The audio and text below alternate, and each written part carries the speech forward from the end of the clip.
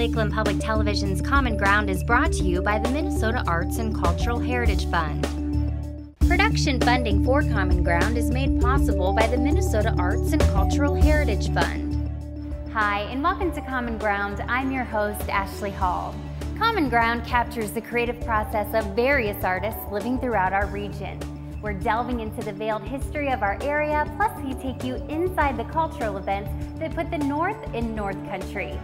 On this week's episode of Common Ground, Dr. Jim Ghostley reminisces about his mother, a pioneering female doctor at the Lake Julia Sanitorium. Plus, the dyed-in-wool Spinners of Aitkin show us the use of a spinning loom.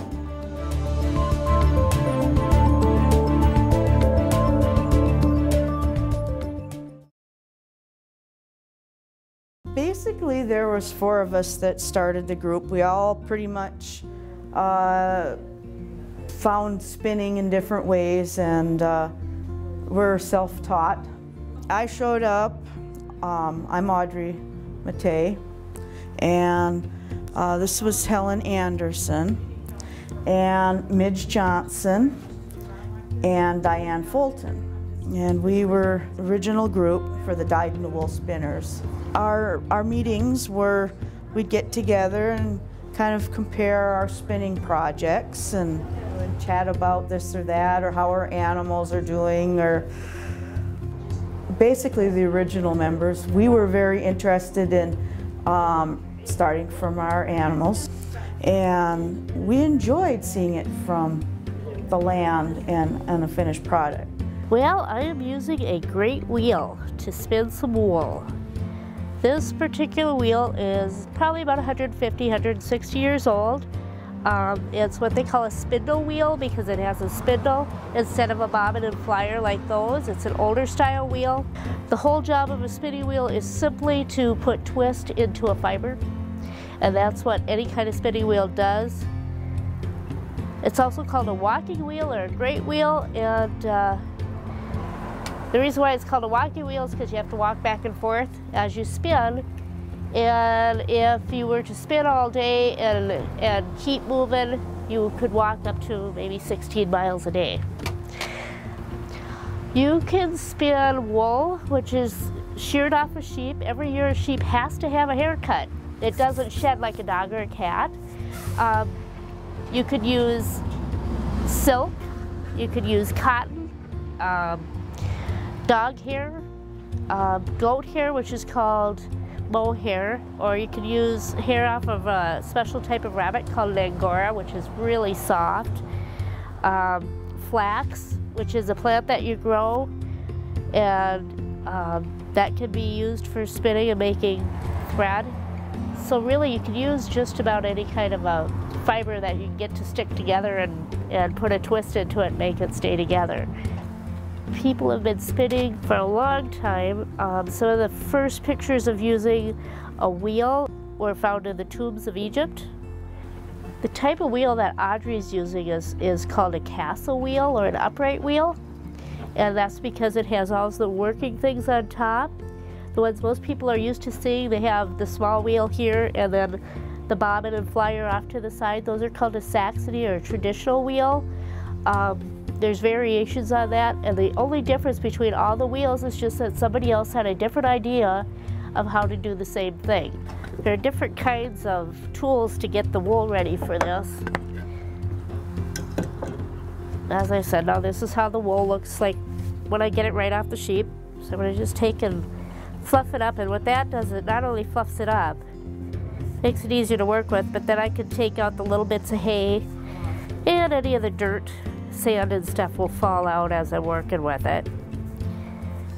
These are cards, and you'd put it on here, and what this does is this fluffs it up so that you can make what's called a woolen yarn. It's a fluffy yarn that doesn't wear as well, but it's really warm. If I want to make something that's really strong, like for socks, then I might use something called a comb. And these are combs. And again, I'm going to take the wool off the sheep, and you load that in there. And what that does is now they're going to all be running the same way. They aren't quite as warm, but they will wear better, and it makes a tighter weave. And I'm gonna pull that off, and it'll leave all the junk right in the short pieces, and the dirt will all stay in the teeth, and then I can spin that. Everybody has a different reason to do it. I originally went to a spinning meeting because I wanted to learn more about the wool to raise better sheep. And then I found a wheel, and away we go. It's very relaxing. You cannot be uptight and spin. Some people spin because they love to use different kinds of yarn, and you create a yarn, and you get to control the whole process from start to finish. What it's made out of, how thick it is, what colors it is. You get to control everything, and so it's a lot of fun. It's relaxing. When I was going to work, you know, I mean, I would just, I was into graphic arts and, you know, a lot of deadlines and the stress, you know, it just got to me. And then I'd come home and I'd start spinning, and I just felt better. And then the excitement of starting a project and actually finishing it. You know, and know that it started with my sheep and it ended with something that I could use, and it's a good feeling.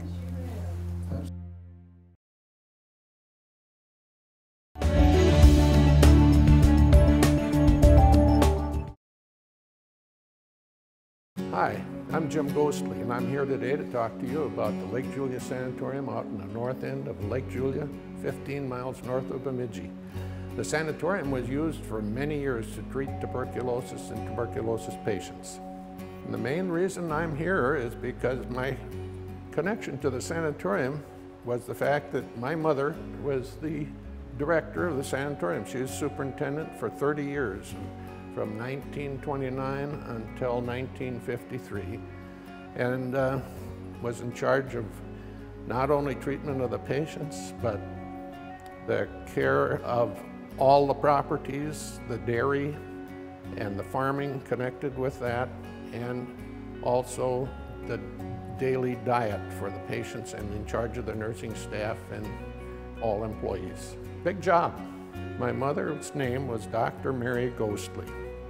And she came here from International Falls to operate the sanatorium because there were no physicians at that time that would take that job. It paid $100 a month, and it wasn't considered adequate for most physicians' monthly income. And she took it because she felt that the job had to be done. Her medical training was at the University of Minnesota, and she graduated in 1909 and was an early physician in the state of Minnesota for a female, but not the first female by any means. The males in the profession did not like females being in the profession with them. So she had some difficulties, but in International Falls, where she had moved to Lake Julia from, she had a schoolmate who was married to a physician there, both of them being physicians. And she would meet with Dr. Elizabeth Monahan, and the two of them would kind of buoy each other up, and it was something to bounce things off of. There were no support groups in those days. Tuberculosis is a hard thing to detect. There was a test called a Mantel Test that was given to people to determine whether they had a tubercular bacilli active in their systems or not. And it was given with just a little injection under the first layer of skin in the arm, and people would get a red ring around that injection in 3 days, and the doctor gave the injection would come back and read it in 3 days and see how it was. So the main force of that was applied to the schools within the county, and my mother used to travel around to the county schools, all the little country schools, and there were many, many of them. they've been consolidated today, so people don't realize the number of small country schools that were here in those days. But she went to all the schools and gave the little kids tests, and there are many people today that remember very well when she came into their classrooms and gave Mantel tests. But that's how it was discovered. And the main thing about tuberculosis was, of course, it affected the lung. But it did also affect other organs in the body, and it could also more or less dry up and encapsulate. And it would form a little shell, just like a clam or an oyster holds a pearl. It would have a little shell around it, and that'd be encapsulated, and it could stay inactive inside that little capsule for a lifetime, or reactivate later in life and re-affect the person. Well, the sanatorium was constructed primarily for the purpose of treating tuberculosis patients, and it was, I think the construction was begun around 1915. And they had huge windows and let in lots of sunlight for the purpose of treating patients. What they figured fresh air and sunlight was the best treatment at that time. And they had scattered sanatoriums around the state of Minnesota, and Lake Julia was one. It handled 52 patients at maximum capacity. There was a staff of nurses. There was a little X-ray room, and one of the nurses was trained as an X-ray technician, and she was there. Thora Bakken was her name. She was there for many, many years. I'm sure she was there well over 30 years, and made her lifetime career right there as a nurse and X-ray technician at that sanatorium. But there was a period of time where an antibiotic was developed that would take care of the tuberculosis, and they also developed medication. When given to the tuberculosis patient, it would cause the tubercular bacilli to become hungry, just develop a ravenous appetite in the bacilli, and then they'd give them the antibiotic when they were hungry, and it managed to more or less eradicate tuberculosis for many years. But with the introduction of people from third world countries where sanitation is not well practiced, it's developed new tubercular bacilli that have been brought into the country. So tuberculosis is back again.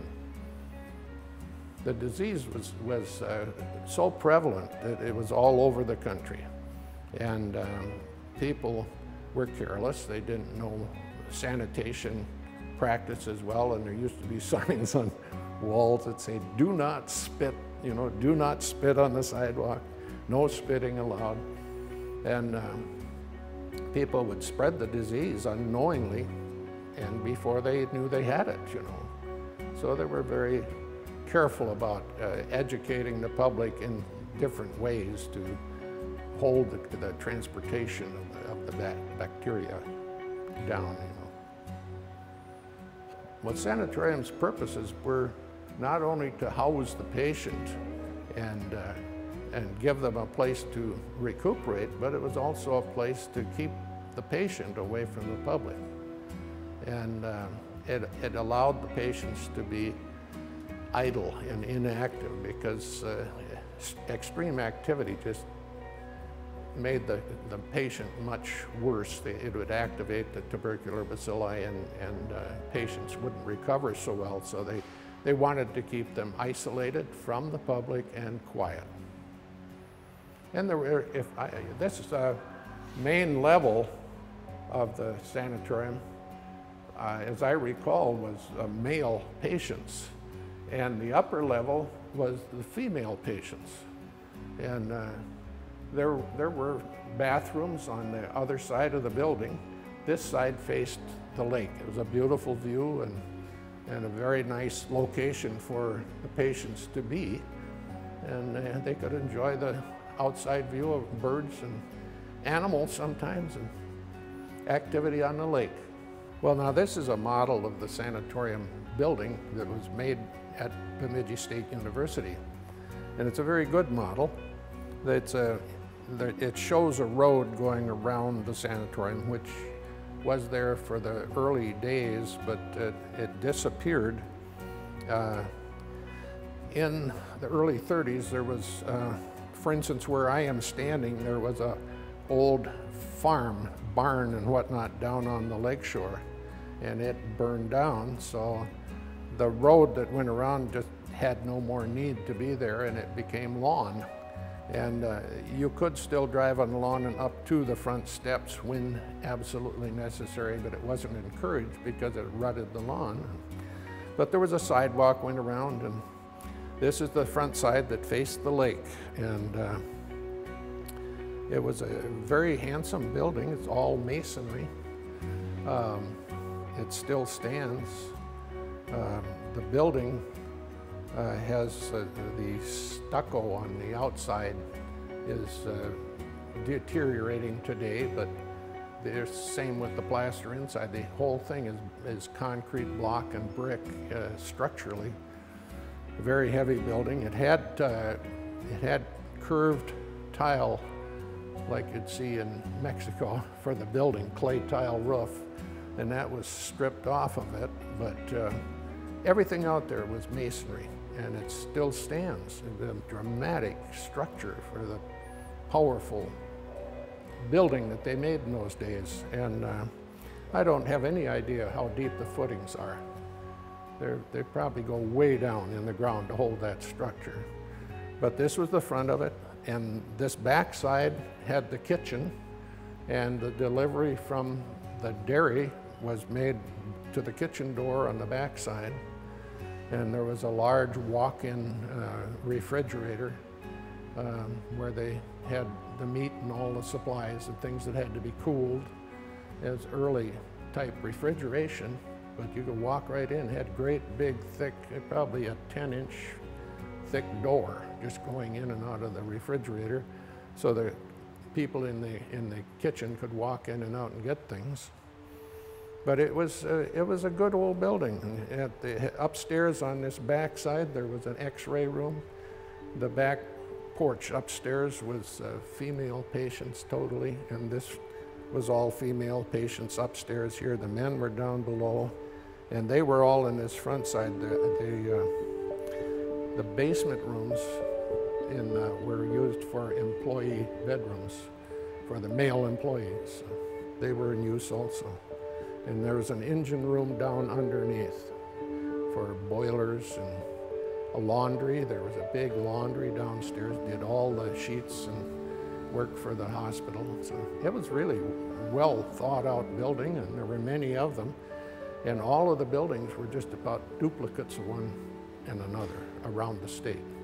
It's kind of interesting to think about what the patients would feel like when they were asked to go see if they had tuberculosis, find out they did, and then were sent to the sanatorium. There wouldn't be much hope left for a person. You'd kind of have a caved-in feeling when you had to be sent to a place like the sanatorium and isolated from your friends and community. I had a friend that was a patient out there from the time he was probably a sophomore in high school. And he was a patient, as I recall, for right around a 10-year period. And he managed to get better, and he was cured. He had only one lung, but he was cured, and he got himself a college degree. He worked successfully in International Falls at the paper mill as a chemist up there, and did well. He passed away just a year or so ago, and he was in his 80s, and so he had a good life, and I think he was always proud that he survived that disease. There was a lot of times that my mother would be very busy trying to teach patients something they could do with their spare time. And today there's definitely a part of medicine is occupational therapy, and I'm sure most people know an occupational therapist, and they're loaded with ideas. My mother just had to come up and kind of incorporate things that she understood and she knew, and she taught some of the patients how to knit. She taught some of them how to do tatting. This is an interesting photo. Pictures taken from the upper floor of the sanatorium called the North Porch, looking north out over the property. My sister and I did grow up out there, and we did think life was pretty good. We were far enough away from the sanatorium building, the hospital building, that we were pretty free to play in the yard, and any noises we made would probably not be heard over at the hospital building. It was taken before 1934 because this old garage building was there up until that time, and it was removed for a new building that housed a number of vehicles and office space and a reception room for visitors up above. The old sidewalks, I think, are still out there. This is the physician's residence, a nice log cabin. The greenhouse was always right there, and it was heated with steam heat from the boiler rooms in the sanatorium basement. And this formal garden, my mother would come from the sanatorium, and she'd always get caught along the sidewalk picking weeds out to make the flowers grow better. She couldn't pass up weeds without removing them. And the greenhouse, she used that. She developed a number of little plants that she would grow and take, slips off of and start again, make different plants with them. Well, my mother was very busy all the time and at the sanatorium, and when I graduated from high school, I went into the Navy, and the Navy, of course, tested everybody, and I was placed in the Navy Hospital Corps, and we took care of a lot of the military personnel, all phases of Army and Navy, Marines, Air Force, whatever, that were wounded in World War II. And I was trained then as a hospital corpsman, and when the Korean War broke out, I went to Korea, and I was over there for a period of time, and coming home from Incheon, I was placed on board a converted troop transport that was made into a hospital ship, basically to bring wounded back to their home countries after the Korean War was over. And I managed to get an around-the-world cruise with Uncle Sam, which was very good.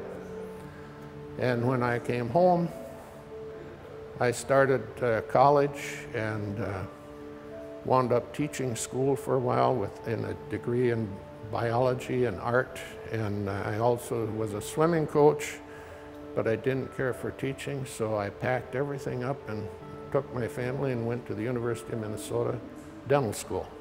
And I graduated as a doctor of dental surgery in 1963. Came up to Bemidji to practice. When we were small, I remember being in the house many times when the nighttime engineer, there was a 24-hour-a-day engineer on duty at the sanatorium boiler building, and that produced electricity for the sanatorium, and it produced heat and drove the water system. Everything was powered right out of the sanatorium basement engineering room.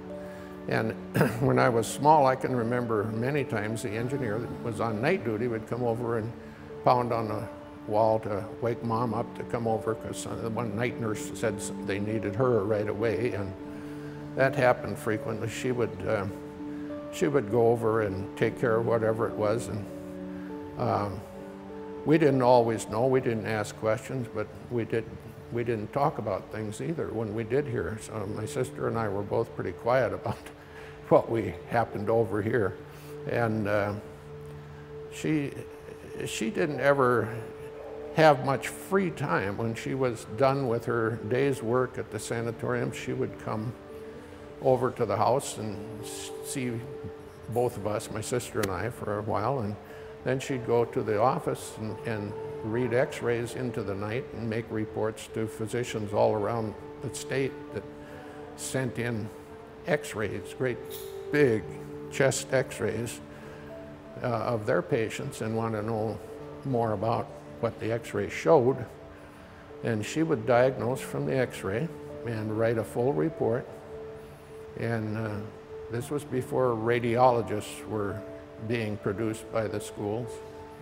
And one of the early radiologists that I met one time told me that her reports were used as a format for the reports that they were taught to make in school. So he knew my name when he met me. He knew my name just from those reports that he'd used as a student. So she was pretty busy all the time.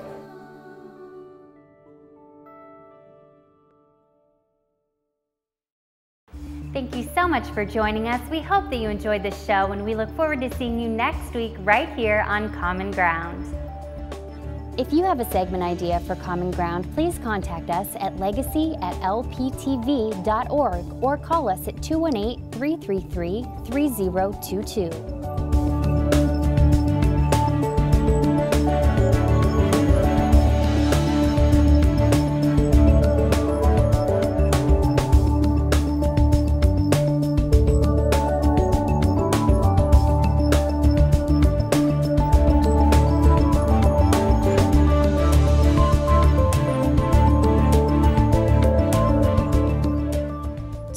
Individual segments or copies of Common Ground, please call 218-333-3020. Production funding for Common Ground is made possible by the Minnesota Arts and Cultural Heritage Fund.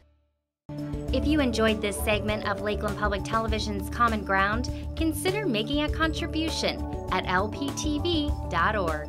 If you have segment ideas pertaining to North Central Minnesota, contact us at legacy@lptv.org.